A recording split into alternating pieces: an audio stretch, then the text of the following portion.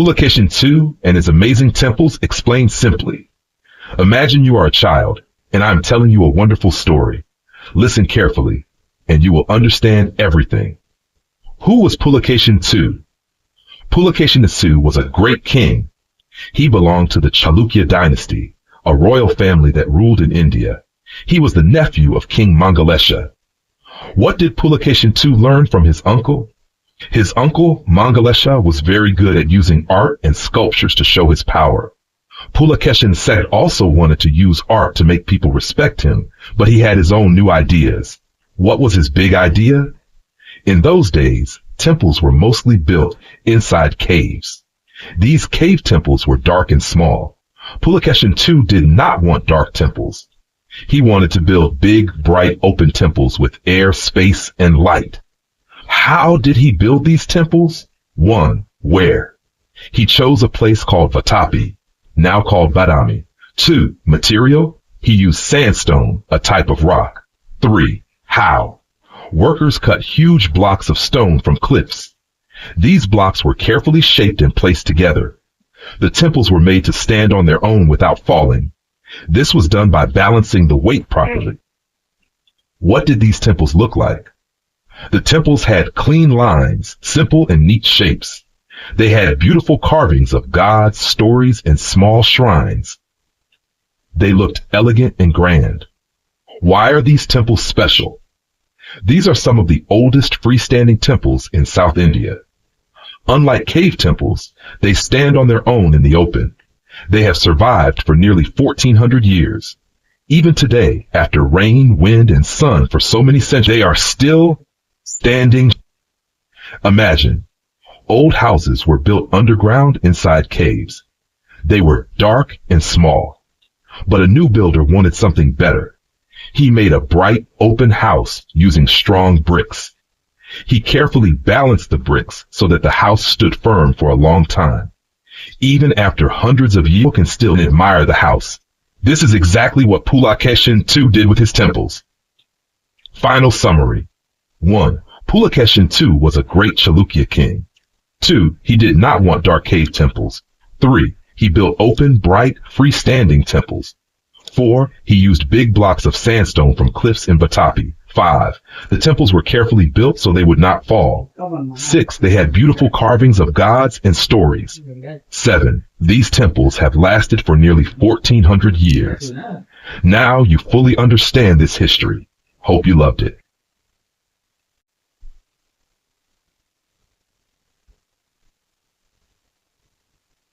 Pulakeshin II was a great king of the Chalukya dynasty in India. He ruled in the 7th century, 600 CE. He won many battles and expanded his empire. He became very powerful and rich. To show his greatness, he built beautiful temples. Pulakeshin II did not want old-style temples. He wanted something new and different. So he told his architects, build temples that are bright, open, and impressive. Take ideas from both North India and South India. That's why his temples were a mix of styles from two parts of India. The South Indian style, Dravidian style, had the top of the temple built in a step-like pyramid shape. Each level got smaller and smaller as it went up. This style was common in South India. Example, imagine a cake with layers stacked on top of each other, but each layer is smaller than the one below it. The North Indian style, Nagara style, had sculptures on the walls designed in a North Indian way. For example, Shiva's statue was made using North Indian features. He stood straight and calm, Samabhanga posture. He held a snake in one hand and a trident in the other. These styles were not, but Pulakeshin added them on purpose. Example, imagine a house with a South Indian shape but with North Indian paintings and decorations on the walls. Pulakeshin II wanted to show that he ruled both North and South, so his temples had features from both. He was powerful, because only a great ruler could afford to mix different architectural styles. He was modern because he was bringing in new ideas and styles. Example, imagine a company making a new car that has a Japanese engine, North India style, for speed, an Italian design, South India style, for beauty, and an American interior, deck and uniqueness, for comfort. The result? A unique and amazing car, just like II's unique and amazing temple. Pulakeshin II built these temples for many reasons. To show his power, When people saw huge, beautiful temples, they thought, wow, our king is powerful and rich. It made people respect him more. To make his kingdom richer, temples attracted visitors, traders, and pilgrims. People came to see the temples and spent money in the towns. This made the kingdom richer. To gain support from religious leaders, at that time, Hindu temples were becoming more important. Kings who supported temples got blessings from Brahmins and priests. In return, the priests praised the king and told people that he was chosen by the gods. More temples, more support from religious leaders, more power for the king. Pulakeshin II won many wars and took wealth from enemy kingdoms. Instead of keeping all the money, he used it to build temples. This was smart because it made people love him more. Example, imagine a leader wins a big sports tournament and gets a lot of prize money. Instead of keeping the money, he builds a stadium for everyone. Now, people love him and remember him forever. This too did with his building projects. The rise of Hindu temples was a major impact of Pulakeshin II's temple building. Because kings like Pulakeshin supported Hindu temples, they became more powerful. People started worshiping in temples instead of Buddhist monasteries. This is one reason Buddhism declined in India during this time. Another impact was the growth of the Chalukya kingdom. These temples helped unite people under Chalukya rule. North Indian and South Indian people felt part of one empire.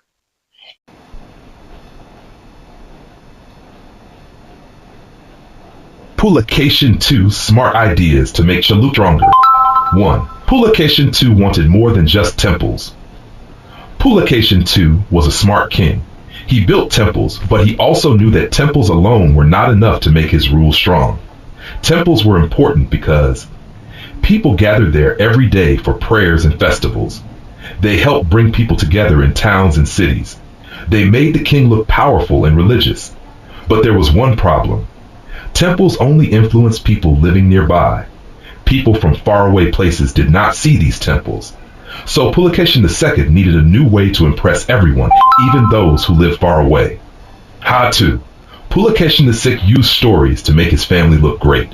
Pulakeshin II wanted everyone to respect the Chalukya family. But there was a small problem. The Chalukyas were not originally a royal family. They were simple people who worked with chalk, a type of stone. But kings need to look special and powerful. Pulakeshin II did something very smart. He created a new story about his family. He erased their past as simple workers. He invented a great legend about the Chalukyas. He made people believe that the Chalukyas were always noble and powerful. This was a type of propaganda, a way of making people believe something that helps the ruler stay powerful. Example, imagine a boy from a small village becomes a famous actor, but instead of telling people he was poor, he tells them his family was always rich and famous. People respect him more because they think he comes from an important background. 3. Pulakeshin II used land grants to gain more respect. Pulakeshin II did not just use stories. He also used a clever trick with land grants. What is a land grant? A land grant is when a king gives a piece of land to someone, usually a temple or a priest, as a gift. In return, the priests pray for the king and praise him. What was Pulakeshin's idea? There was an older dynasty called the Kadambas. They were famous and respected. Pulakeshin II copied the way the Kadambas wrote land grants. Why did this help? When people saw land grants written in the Kadamba style, they thought the Chalukyas must be just as great as the Kadambas. This made Pulakeshin II's rule more powerful. Example, imagine a new opens. Instead of new menu design, they an old famous restaurant. People think, oh, this must be a great place, just like the old one. Why important? Pulakeshin II's smart moves helped him in many ways. His temples made people respect him in cities. His stories made people believe his family was noble. His land grants made people compare him to older great kings. All these things helped him stay powerful and made his empire stronger. Summary. Temples helped nearby people gather and respect the king. Stories made the Chalukya family look noble and powerful. Land grants copied old famous kings, making Pulakeshin II look just as great. These ideas helped him keep control over a large kingdom. This is why Pulakeshin II was not just a warrior. He was also a genius in politics and propaganda.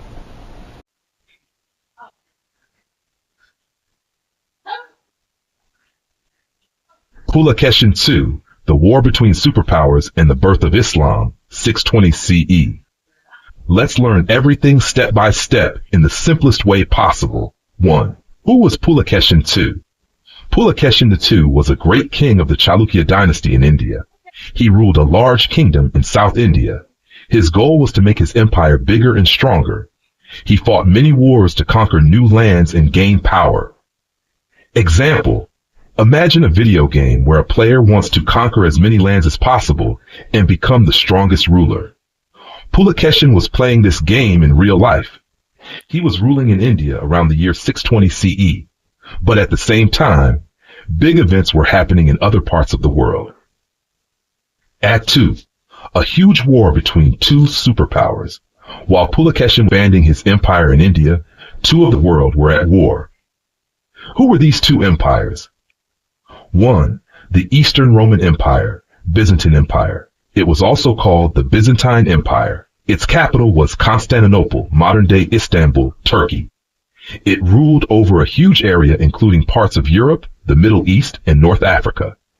2. The Sasanian Empire of Persia. It was the most powerful empire in the Middle East. It controlled Iran, Iraq, Afghanistan, and parts of Central Asia. Rich and had a strong army. These two empires hated each other and were always fighting. But around 610 CE, a new war started between them, and this time it was more destructive than ever. 3. What happened in the war? The war lasted for many years. Both empires attacked each other's cities and destroyed many places. They spent huge amounts of money on armies and weapons. Many people died and entire regions were ruined.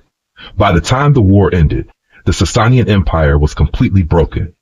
Its army was weak. Its government was in chaos. Nobody was in control.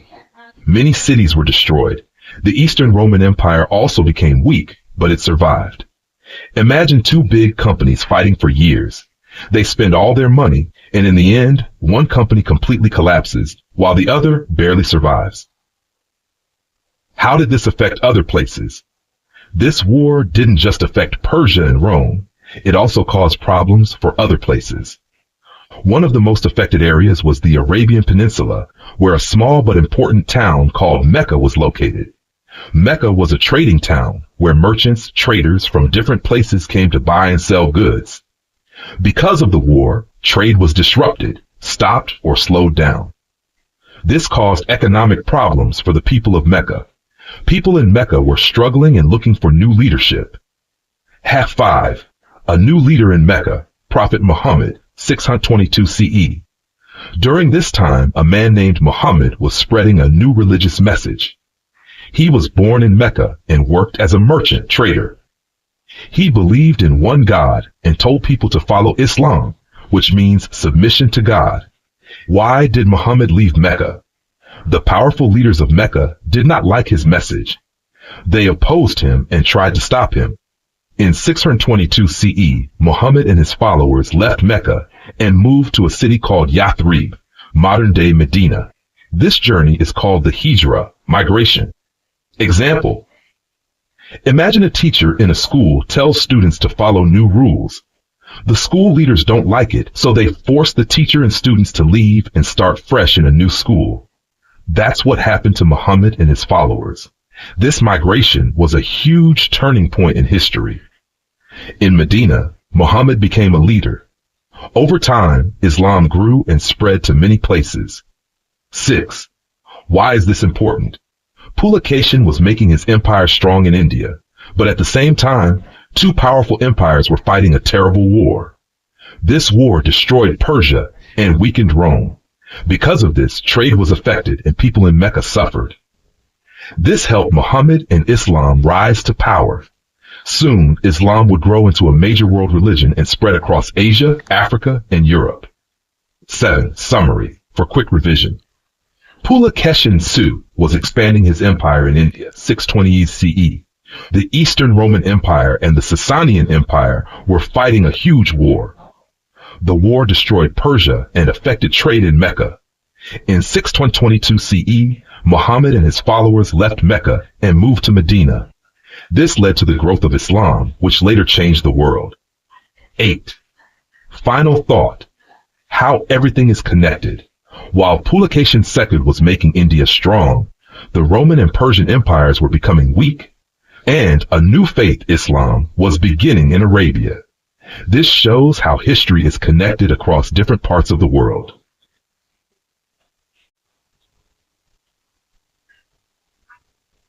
Pulakeshin II, his brother Vishnuvardhana, and challenges in the south. Let's learn this step by step in the simplest way possible. 1. What was happening with Pulakeshin II? Pulakeshin II was a great king of the Chalukya dynasty. He was busy expanding his empire and fighting wars, but he still had many problems to deal with. 2 major challenges were in front of him. 1. Trouble in Vengi, eastern Deccan region. 2. Tamil kings in the south were planning attacks. 2. Who helped Pulakeshin II? Pulakeshin could not fight all battles alone. He needed someone strong and smart to help him. He chose his younger brother Vishnuvardhana for this job. Vishnuvardhana was his most trusted general, military leader. 3. Who was Vishnuvardhana? Vishnuvardhana was Pulakeshin's younger brother. He was very clever, intelligent, and sharp-minded, but he also had a unique personality.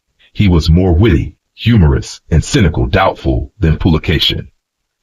4. Why did Vishnuvardhana call himself Kubja Vishnuvardhana? In his inscriptions, official writings, he called himself Kubja Vishnuvardhana. The word Kubja means hunchback. This means he had a physical disability, a bent back. Why was this surprising? In those days, kings and nobles loved to boast about how handsome or strong they were. But Vishnuvardhana did the opposite. He proudly called himself Kubja, hunchback, even though physical beauty was valued. Example. Imagine a person in a bodybuilding competition. Instead of showing muscles, he proudly says, "I am the smallest, but I am still the strongest." That was Vishnuvardhana's attitude. 5. Another title, Vishamasiddhi, overcomer of obstacles. Vishnuvardhana also gave himself the title Vishamasiddhi. This means overcomer of obstacles. Why did he call himself this? 1. He was a great warrior who won difficult battles. 2. He had a physical disability, hunchback, but he never let it stop him. This title showed both his military strength and his personal strength. Example. Imagine a person who is blind but becomes a great scientist. If he calls himself overcomer of darkness, it would be similar to what Vishnuvardhana did. Task 6, summary for quick revision. Pulakeshin II was ruling and expanding his empire. He had 1. Vengi. 2. Tamil kings in the south were planning attacks. His younger brother Vishnuvardhana handled Vengi. Vishnuvardhana had a sharp mind and a strong will. He proudly called himself Kubja, hunchback, even when beauty was important. He also called himself Vishamasiddhi, overcomer of obstacles, because he fight challenges. 7. Final thought. A lesson from Vishnuvardhana. Even if you have difficulties, never give up. Cleverness and determination are more powerful than looks. Vishnuvardhana proved that even with a disability, a person can achieve great things. That is why history remembers him.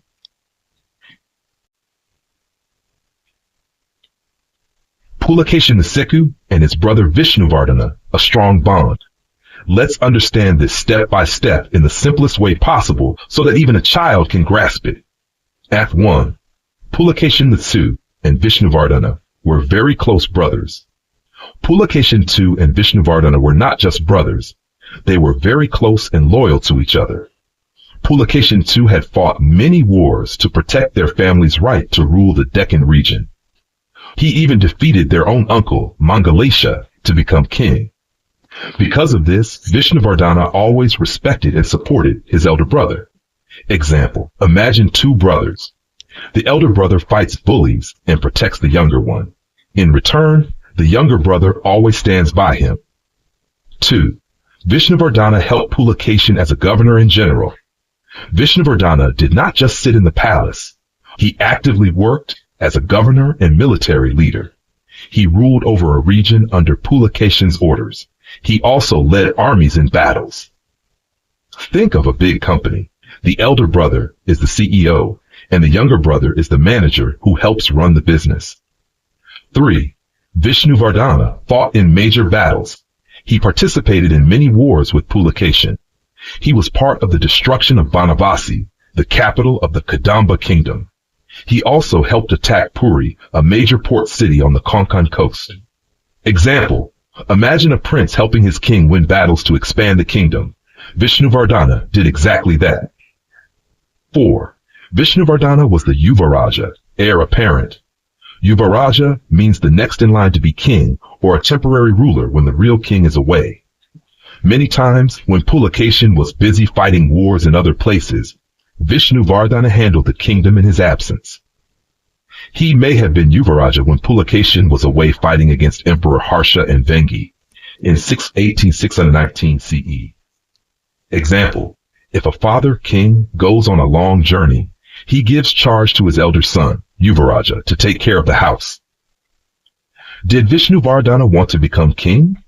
Even though Vishnuvardhana was strong and talented, he never wanted to take Pulakeshin's throne. Why? Because Pulakeshin had already built a powerful empire and was in full control. Instead of trying to become king, Vishnuvardhana decided to make a name for himself through war and conquest. Example: imagine an elder brother who owns a successful business. The younger brother does not try to take over. Instead, he starts his own smaller business and gains fame in his own way. 6. Summary for quick revision. Pulakeshin II and Vishnuvardhana were very close and loyal brothers. Pulakeshin II fought many wars to protect their family's right to rule. Vishnuvardhana helped him as a governor and military leader. He fought in major battles, including destroying Banavasi and attacking Puri. He was Yuvaraj, heir apparent, when Pulakeshin was away. Instead of trying to be king, he wanted to gain fame through war and conquests. Final lesson: what can we learn from this? Loyalty matters. Vishnuvardhana stayed loyal to Pulakeshin instead of fighting for power. Support makes you strong. Pulakeshin succeeded because he had a strong, trustworthy brother. Make your own path. Vishnuvardhana did not try to steal his brother's throne. He made his own name in history. That is why history still remembers these two great brothers.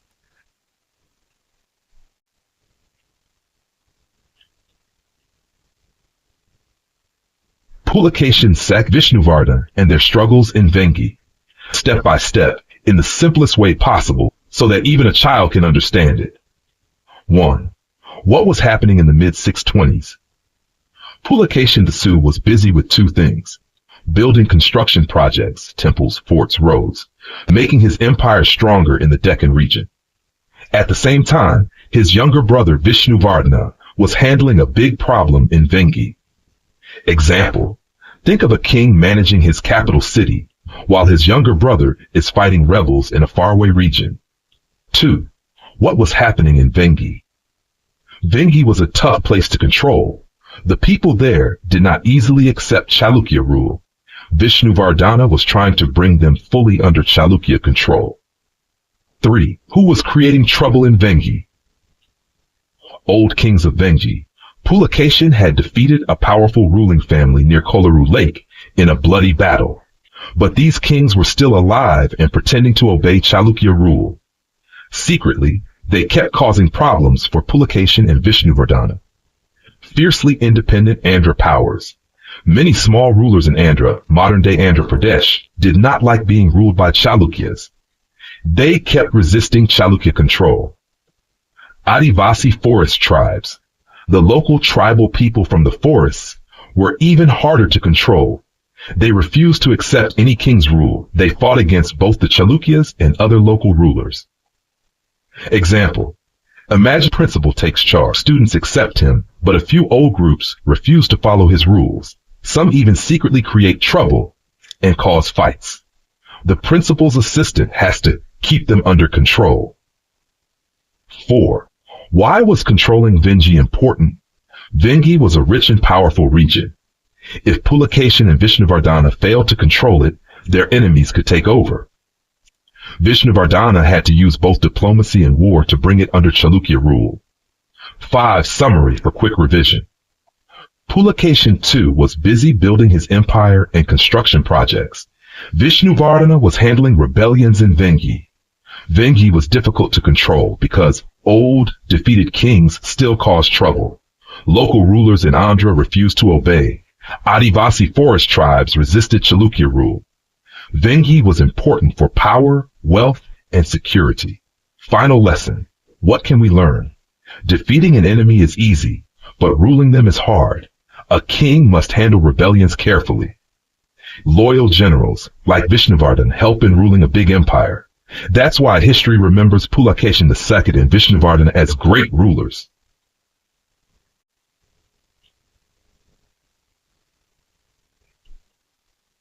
Vishnuvardhana and the Durjayas, a simple explanation. Let's break this down step by step in the simplest way possible, like explaining to a young child. 1. Who were the Durjayas? Vishnuvardhana's inscriptions, official writings, mention a group called the Durjayas. The name Durjaya means difficult to conquer. This means they were strong warriors who were hard to defeat. They lived in a place called Giripashchimasima. This means the land west of the hills.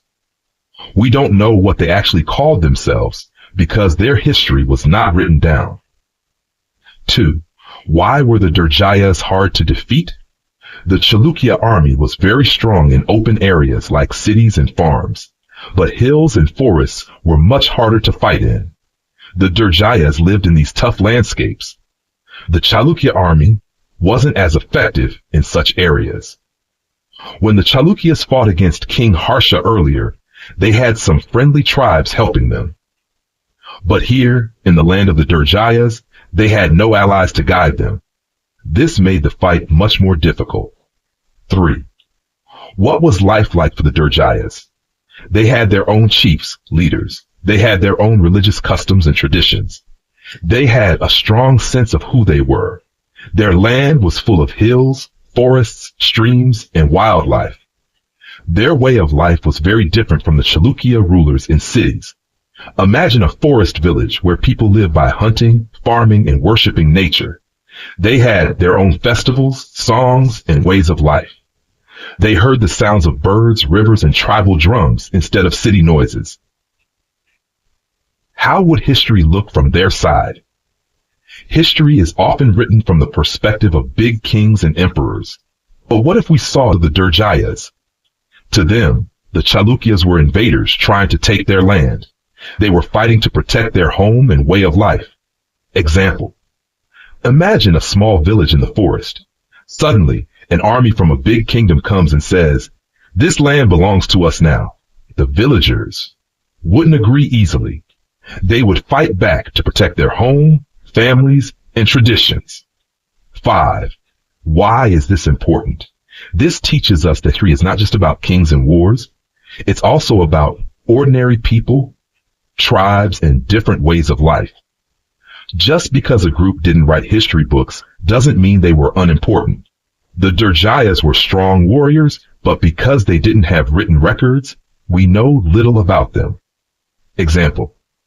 Imagine if history books only talked about famous athletes, but never mentioned local sports players. That doesn't mean the local players weren't great. It just means their stories weren't written down. Nasha 6. Final lesson. Not all battles are won with swords. Sometimes landscapes and people's unity make a big difference. Tribes like the Durjayas had their own culture, power, and way of life. If we could hear their side of history, it might sound very different from what we read in books. This is why understanding different perspectives makes history richer and more meaningful.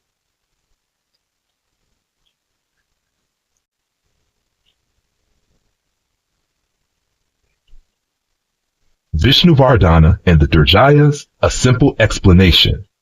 Let's break this down step by step in the simplest way possible, like explaining to a young child. 1. Who were the Durjayas? Vishnuvardhana's inscriptions, official writings, mention a group called the Durjayas. The name Durjaya means difficult to conquer. This means they were strong warriors who were hard to defeat. They lived in a place called Giripashchimasima. This means the land west of the hills. We don't know what they actually called themselves because their history was not written down. 2. Why were the Durjayas hard to defeat? The Chalukya army was very strong in open areas like cities and farms, but hills and forests were much harder to fight in. The Durjayas lived in these tough landscapes. The Chalukya army wasn't as effective in such areas. When the Chalukyas fought against King Harsha earlier, they had some friendly tribes helping them. But here, in the land of the Durjayas, they had no allies to guide them. This made the fight much more difficult. 3. What was life like for the Durjayas? They had their own chiefs, leaders. They had their own religious customs and traditions. They had a strong sense of who they were.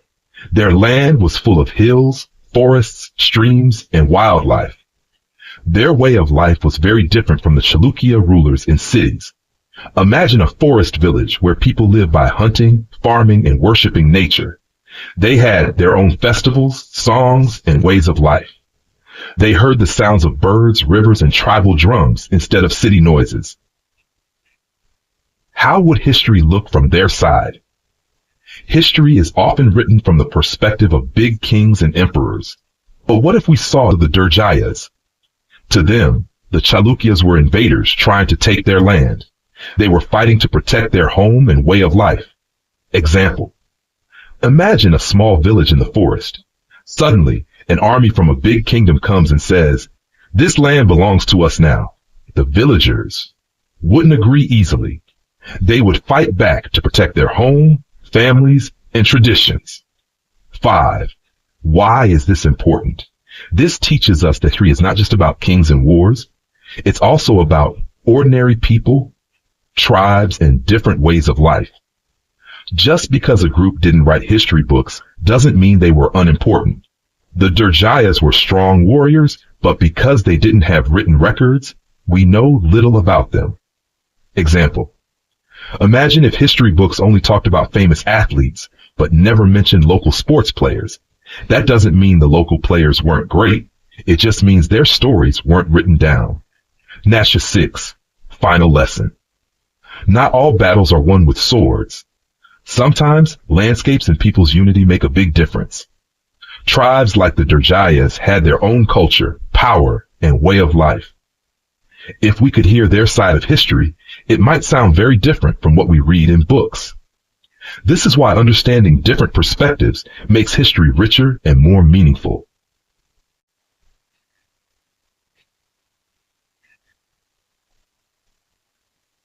Tribal people and kingdoms. A simple explanation. Let's break everything down step by step in the easiest and simplest way possible, word by word, line by line. 1. Relationship between tribes and kingdoms. Tribal people did not always fight with big kingdoms. Sometimes they were friendly, sometimes they were enemies, and sometimes they were somewhere in between. Their relationship was not just black or white, it was like a spectrum, many shades in between. Example, imagine two groups of people in a village. Some are friends and help each other. Some don't like each other and fight. Some just ignore each other and live separately. The same thing happened between tribes and kingdoms. 2. Why did they cooperate or fight? It depended on power. If a kingdom was very strong, the tribes might obey it or try to benefit from it. If a kingdom was weak, the tribes might fight it or stay independent. Example, imagine you are in school. If a teacher is very strict and powerful, students will follow the rules. If a teacher is not very strict, some students might ignore the rules. If a teacher rewards students, some might cooperate to get benefits. Same logic applies to how tribes and kingdoms interacted. 3. The Durjayas and other tribes took land grants. Some Durjaya chiefs accepted land from the Chalukya kings. Other tribes, like the Matsyas and Boyas, also got land grants, pieces of land given by the king. Example, imagine a king owns a huge farm. Instead of farming alone, he gives small parts to people to manage. The people use the land, but still respect the king. This was how tribal leaders got land, but remained connected to the Chalukya rulers. 4. The Boyas in Hinduism. The Boya tribe still exists today. Some Boya priests were given Brahmin status, high status in Hindu society. This means they were treated like religious leaders. They also received land grants from the Chalukya kings. Example, imagine a small village has a priest. One day, a powerful king says, "You are now a high-status priest." The king gives him land and respect. What's the king in return? This is how some tribal religious leaders became part of how religion helped kings and tribal leaders. The Chalukyas built temples and performed Hindu sacrifices to show they had divine power. Tribal leaders also started following Hindu customs to gain power and respect. Example, a king builds a big temple and says, "God supports me." People start respecting the king more. Tribal leaders also follow these customs to get higher status. This made Hinduism spread widely across India. 6. Why is this important? Religion, politics, and land were all connected. Kings used religion to show power. Tribal chiefs used religion to gain status.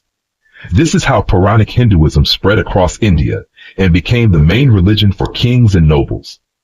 Example, imagine a popular celebrity starts wearing a new brand of fans copy the celebrity and buy the same brand.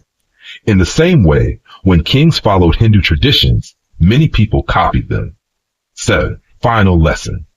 Tribes didn't just disappear, they adapted and became part of larger kingdoms. Religion was not just about faith, it was also used for political power. The Chalukyas helped spread Hinduism by giving land and status to tribal leaders. This is how small tribes slowly became part of big kingdoms.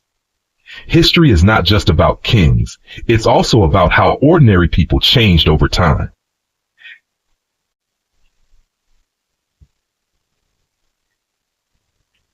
Vishnuvardhana's rise to power, the most detailed and simplest explanation. I will explain everything step by step, word by word, in the easiest way possible, as if teaching a child who knows nothing about history. 1. Who was Vishnuvardhana? Vishnuvardhana was a prince from the Chalukya dynasty in India. He was the younger brother of Pulakeshin Sikhed, a great and powerful king. The Chalukya dynasty ruled a large part of India, mainly in the Deccan region, middle part of India. But Vishnuvardhana did not want to live under his brother's rule. He wanted to rule his own kingdom. Example, imagine you have an older brother who owns a big toy shop. You don't want to just work under him. You want your own toy shop. So you find your own place, gather workers, and start your own business. This is exactly what Vishnuvardhana did. Where did Vishnuvardhana rule? Vishnuvardhana chose Vengi as his kingdom. Vengi was a region in present-day Andhra Pradesh, a state in India. But Vengi was not easy to control. Many kings had fought for it before. His brother Pulakeshin II had already attacked Vengi in the past. There was a big bloody battle at Kolaru Lake where Pulakeshin defeated the local rulers. Example, imagine your brother takes over a school, but the students there don't like him. Later, when you take over, they still resist. They don't trust you. This is what happened to Vishnuvardhana. The people of Vengi did not easily accept him as king. 3. How did Vishnuvardhana gain power? He needed strong support to rule Vengi, so he gathered important people and gave them rewards. His supporters included local warriors, fighters from Vengi, Brahmins, priests who helped with religion and politics, Deccani warlords, military leaders, empire, old ruling families, kings and nobles who were already in power before. Example, imagine you are a new leader in a school. To gain respect, you make friends with strong students, popular students, and teachers. You promise them rewards if they support you. This is exactly how Vishnuvardhana built his power. He gave land, money, and important positions to those who helped him. In return, they stayed loyal to him and helped him rule Vengi. At 4. How did he make himself look like a great king? Vishnuvardhana wanted everyone to respect him and see him as a powerful ruler. So he used 2 important strategies: hiding the past violence, the bloody wars his brother fought in Vengi. using religion and myths to look like a divine king, hiding the past violence. The people of Vengi had already suffered from Pulakeshin's attack at Kolaru Lake. But in his writings and records, Vishnuvardhana never mentioned this. Instead, he acted like he was a savior, bringing peace to Vengi. Example, imagine a teacher punishes students harshly. A new teacher comes and says, "I am here to bring peace and happiness." But he never talks about the past punishments. This is what Vishnuvardhana did. He changed the story to make himself look good. Using religion to look like a divine king, Vishnuvardhana wanted people to believe he was chosen by God to rule. He took the name Kubja Vishnuvardhana. Kubja means dwarf and refers to Vamana, an avatar of Vishnu, the Hindu god. In Hindu mythology, Vamana saved the earth from demons. By using this name, Vishnuvardhana wanted people to think he was also a savior. Example, imagine a politician today says, "I am like a great leader from history." People respect him more because of this connection. This is why Vishnuvardhana linked himself to Vishnu to gain power and respect. 5. Why did people support him? Vishnuvardhana was very smart in using land and rewards to gain loyalty. He gave land grants to powerful people. He allowed tribal chiefs to keep their power if they accepted his rule. He also supported Brahmins, who in return praised him in religious texts. Example, imagine a school principal gives extra benefits to certain students. These students always praise and support the principal. This is how Vishnuvardhana built his support system. Over time, his supporters became stronger, and his kingdom became stable. Final summary. Why was Vishnuvardhana important? He was the younger brother of Pulakeshin II. He wanted to rule Vengi independently. He built a strong team by rewarding warriors, priests. He hid the past violence. He used religion to make himself look like a divine king. He gave land and money to gain loyal followers. Over time, he became a strong and respected ruler of Vengi. 07. Why is this important for history? Vishnuvardhana's story teaches us how power works. Kings and leaders don't just fight battles, they also use politics, religion, and rewards to stay in power. It shows how history is written by those in. He never talked wars and violence. It also shows how religion was used for politics in ancient India. Even today, leaders use these same tactics. They give rewards and benefits to their supporters. They hide bad things from the past. They use religion and history to make people respect them. This is why Vishnuvardhana's rule is important in history. Final thought, the big lesson. Power is not just about fighting battles, it's about making people believe in you. Vishnuvardhana was not just a warrior, he was a master strategist who used politics, religion, and rewards to stay in power. This is why he became a great king.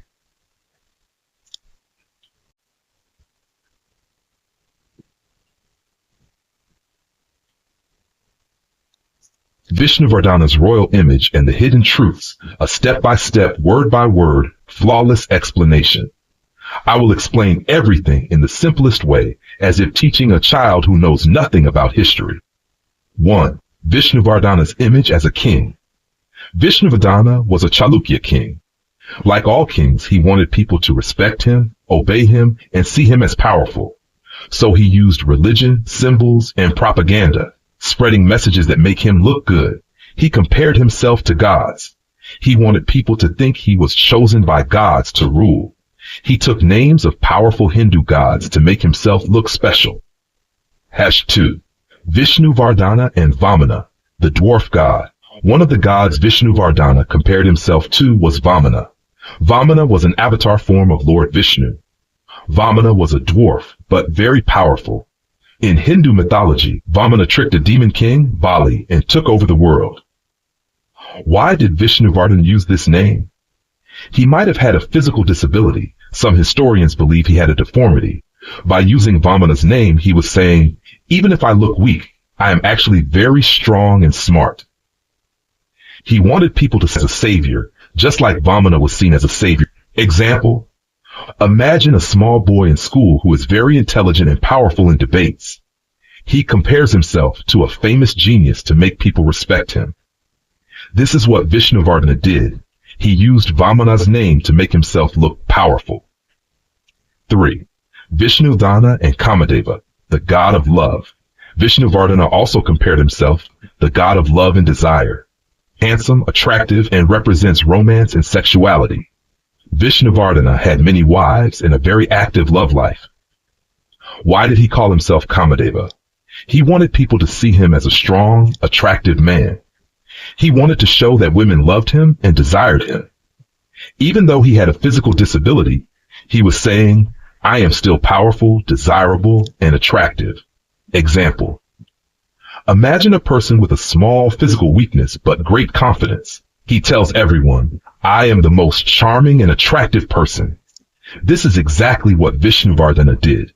He used Kamadeva's name to show his strength in romance and power. Number 4. The Makara, Vishnuvardhana's personal symbol. Vishnuvardhana chose a special animal as his royal symbol. This animal was called a Makara. The Makara was a mythical, imaginary creature made of different animal parts. Elephant's trunk, power and wisdom.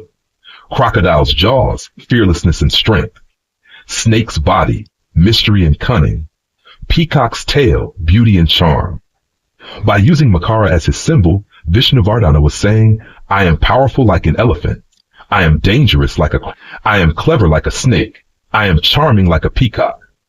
Example. Imagine a businessman choosing a lion as his company logo to show strength, or a fighter using a dragon tattoo to show power.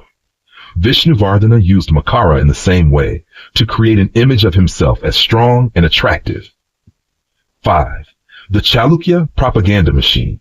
Kings don't just fight battles, they also control the way people think. They use propaganda, which means spreading information in a way that makes them look great.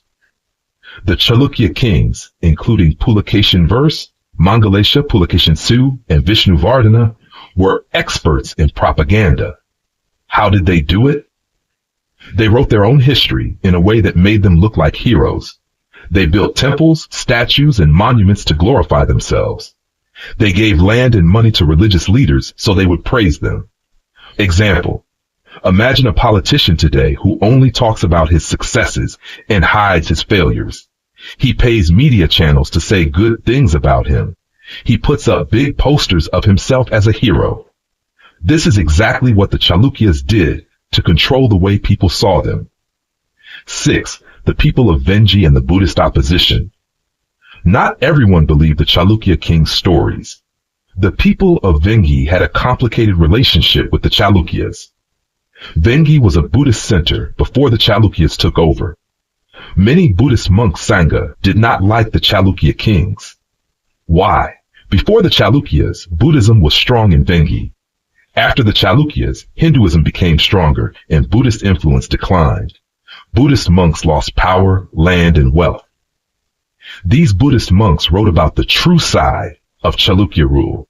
Their writings tell us that Vishnuvardhana's rule was not always peaceful. It was a turbulent, chaotic time with conflicts, struggles, and people who did not accept the Chalukyas easily. Example, imagine a big company takes over a small local business. The boss of the big company says, we are helping the local workers. But the old workers say, no, they took our jobs and power. This is what happened in Vengi. The Chalukyas said they were great rulers, but the Buddhists saw them as conquerors. 7. The final lesson. Who writes history? Most of what we know today about Vishnuvardhana comes from his own records, inscriptions, and temples. These were created by his supporters, so they only tell one side of the story. The Buddhist writings give a different perspective, showing the struggles and conflicts. History is often written by the victors, those who win wars and take power. But the voices of the defeated, like the Buddhists in Vengi, give us a more complete picture. Example, imagine two students fight in school. One of them tells the teacher, I won the fight, and I am the strongest. The other says, he cheated. He had more friends to help him. The truth is somewhere in between. This is how history works. 8. Conclusion. The real story of Vishnuvardhana. Vishnuvardhana was a clever ruler who used religion, propaganda, and symbols to create his image. He compared himself to gods, Vamana, Kamadeva. He used powerful symbols, Makara. He controlled his own history. But not everyone believed him, and Buddhist monks tell a different story. This shows us how history is shaped, controlled, and sometimes hidden power. The religious transformation in Vengi, a step-by-step, easy explanation. I will explain everything word by word, line by line, step by step, in the simplest way possible so that even a child with no prior knowledge can understand it. 1. Who were the Buddhists of Vengi? Vengi was a region in ancient India. A long time ago, Buddhism was very strong in this region. Buddhist monks lived in monasteries, special places where they prayed, studied, and taught others. These monks spoke against the Chalukya kings who ruled Vengi. They did not like the way the Chalukyas were running things. Example: imagine a teacher in a school does not like how the principal is running the school. The teacher keeps complaining, but the principal ignores him. This is what happened in Vengi. The Buddhist monks spoke, but the Chalukya kings ignored them. 2. Why did the Chalukya kings ignore the Buddhists? The Chalukya rulers did not need to listen to the Buddhists. Why? Because Buddhism was already becoming weaker in the region. A Chinese traveler, monk, visited Andhra in the 7th century and wrote about what he saw. He noticed that there were only 20 Buddhist monasteries left, but there were hundreds of Hindu temples full of worshippers. This means that Buddhism was declining and Hinduism was becoming stronger. Example: imagine a shop that used to sell a lot of old-fashioned phones, but now everyone buys smartphones instead. The old shop has fewer and fewer customers. This is exactly what happened to Buddhism in Vengi. People started following new religious trends, and Buddhism lost its popularity. 3. Were kings the real controllers of religion? We often think kings controlled everything, but this is not true. Kings did not have unlimited power over religion. Kings built temples to gain support from religious groups, but kings did not create religious change. They only took advantage of it. Why? Religious changes were already happening on their own. People were naturally choosing new gods to worship. Kings only followed the trends to stay powerful. Example: imagine a new dance trend becomes very popular on social media. A celebrity also starts doing the dance. Did the celebrity create the trend? No, they just followed it to stay relevant. This is exactly what the Chalukya kings did. They followed religious trends that were already popular among the people. 4. The rise of Shaivism, worship of Shiva. Hinduism was changing during this period. The most popular Hindu god was Shiva. Shiva is a powerful Hindu god known as the Destroyer. He ends things so that new things can begin. The god of meditation, deep thinking, and spiritual power. The Lord of dance and energy. His dance represents destruction and creation.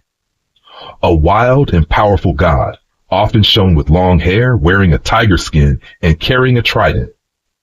Signs of Shiva's worship in Vengi. More and more temples were built for Shiva. These temples were full of worshippers. The Chalukya kings also started worshiping Shiva to gain popularity. Example: imagine a new music artist becomes extremely famous. Everyone listens to their songs and follows their fashion style. Even celebrities and politicians start mentioning the artist. This is what happened with Shiva's worship. He became so popular that even kings started following him. 5. The Bhakti movement, a new wave of religious passion. A new religious movement was spreading across India. It was called Bhakti, which means deep, personal devotion to a god. Bhakti was not just simple worship. It was extreme, emotional love for God. What made Bhakti different? Before, priests and temples controlled religious practices. Bhakti allowed anyone to worship God directly. People sang songs and prayed with intense passion. No caste, no rituals, no need for a temple, just pure devotion. Who did people worship? Shiva, the destroyer, fierce, wild, and deep in meditation. The preserver, kind, protective, and loving. Devi, the goddess, strong, nurturing, and powerful. Example, imagine a sports team where fans love their team so much that they paint their faces, sing loudly, and travel far to see matches. This deep emotional connection is what bhakti was like. It was not just prayer, but passionate love for God. The Chalukya kings did not create bhakti. It was already growing among the people. The kings only built temples to support it and gain power. Kings and temples, a reflection of greater change. When we see grand temples today, we think kings built them. But these temples were not just about kings. They show a bigger religious change happening in society. Kings were small players in a much bigger religious movement. The real change came from ordinary people choosing new gods, saints and poets spreading bhakti ideas, temples becoming gathering places for worshippers. Example, imagine a wave in the ocean. A small boat is riding the wave. The boat did not create the wave. It is just moving with it. This is what happened with the Chalukya kings. They religious change, just moving with it. The final lesson, religion is bigger than kings. The Chalukya kings were powerful rulers, but they did not create religious changes. They only took advantage of them. The real change was coming from people, bhakti to gods like Shiva. Buddhism was fading, and Hinduism, especially Shaivism, was growing. The temples of the kings are just a reflection of this larger movement. History is not just about kings. It is about the people and their beliefs. This perfect, flawless explanation breaks down everything in the simplest way with clear examples so that even a child can understand.